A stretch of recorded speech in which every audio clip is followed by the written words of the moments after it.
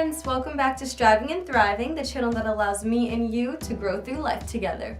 I've got my vanilla chai here because I think that today's video is going to be deep, right in the feels. I think that it's important, so please continue watching. The other day I made a post on Instagram about self-love and how important it is to love yourself.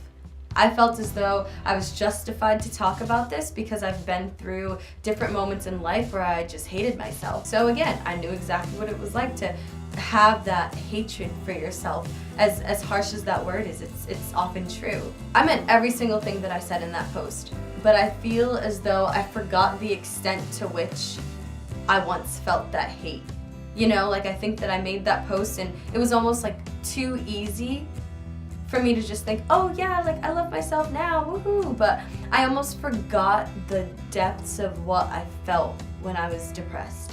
It's funny because the day after that post, I woke up and I was miserable. The second I got up, I was complaining about the fact that I didn't get enough sleep. And then I was blaming myself for it because I stayed up doing a lot of work. I was helping a few friends with their projects. I also had projects of my own, and I was just so mad at myself.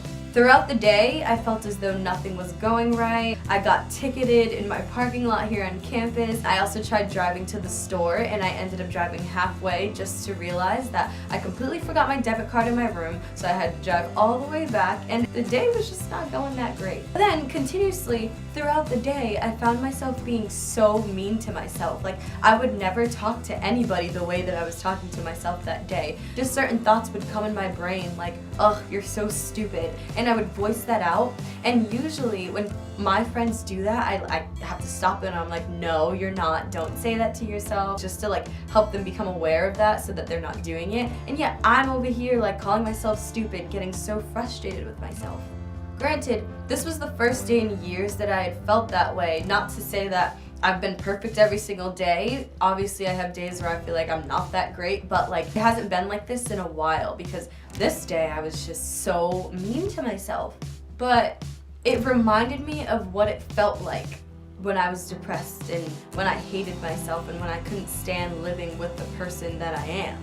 And so this video is for those of you who feel the same way, those of you who feel as though you hate yourself or you feel as though there's nothing really good about you. Maybe you don't even know that you're hating on yourself. I've thought of a few signs that will help you see if you're truly hating on yourself or not.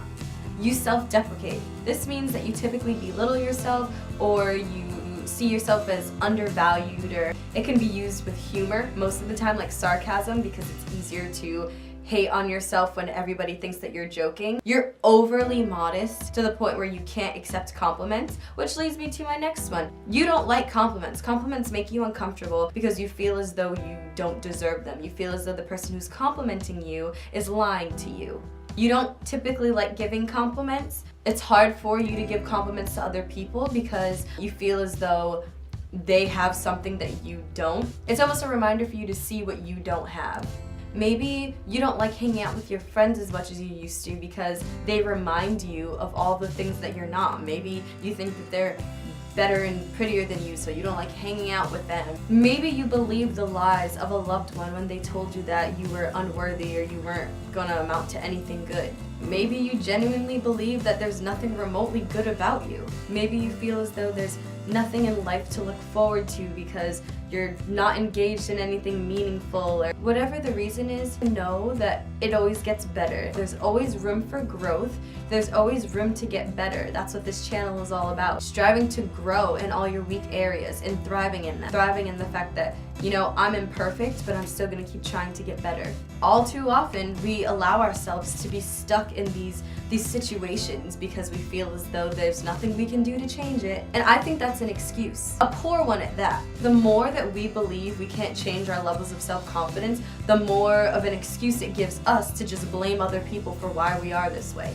You can advance. You do have purpose. You are full of worth.